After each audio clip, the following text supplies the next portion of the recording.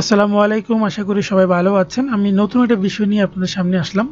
এখানে দেখেন একটা পিডিএফ ফাইল আছে। ধরেন আপনার কাছে একটা পিডিএফ ফাইল আছে এবং আপনার কাছে কোনো পিডিএফ এডিটর নাই, সেটা যে কোনো ভাষার হোক, আরবিক, ইংলিশ বা বাংলা বা অন্য যে কোনো ভাষার হোক না কেন। সো ধরেন যে এখানে এই নাম্বারটা ভুল হয়ে গেছে, এখন এডিট করতে হবে। এখন আপনার কাছে ওরকম কোনো অপশন নাই, বা আপনার কাছে ইলাস্ট্রেটর নাই যে এটা এডিট করবে, বা এটার মেইন ফাইল নাই যে এডিট করবেন, বা আপনার কাছে কোনো পিডিএফ রিডার নাই যেটা দিয়ে আপনি এডিট করতে পারবেন। তো এটার জন্য সাজদা, একটা ওয়েবসাইট আছে, সাজদা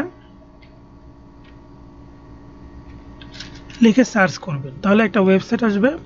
এখানে এডিট পিডিএফ ডকুমেন্ট, এখানে ক্লিক করে দিবেন এবং এইখানে আপনার ফাইলটা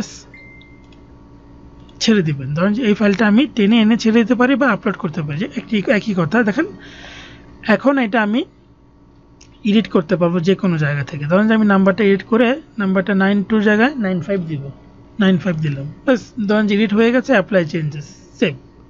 এবার এটা সেভ হয়ে যাবে এবং আমি এটা আবার ডাউনলোড করতে পারবো। ডাউনলোড করলে আমার কম্পিউটারে এটা সেভ হয়ে যাবে। তাহলে জিনিসটা কিন্তু খুবই দারুণ। দেখেন নাম্বারটা চেঞ্জ হয়ে গেল।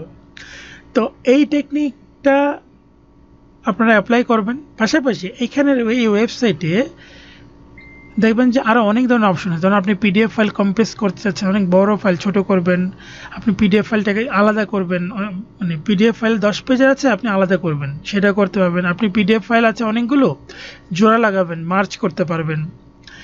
এখানে অনেক ধরনের অপশন আছে, টুলসগুলো দেখে নিতে পারবেন। পিডিএফ থেকে এক্সেল, পিডিএফ থেকে জেপিজি, জেপিজি থেকে পিডিএফ, এখানে অনেক ধরনের অপশন আছে।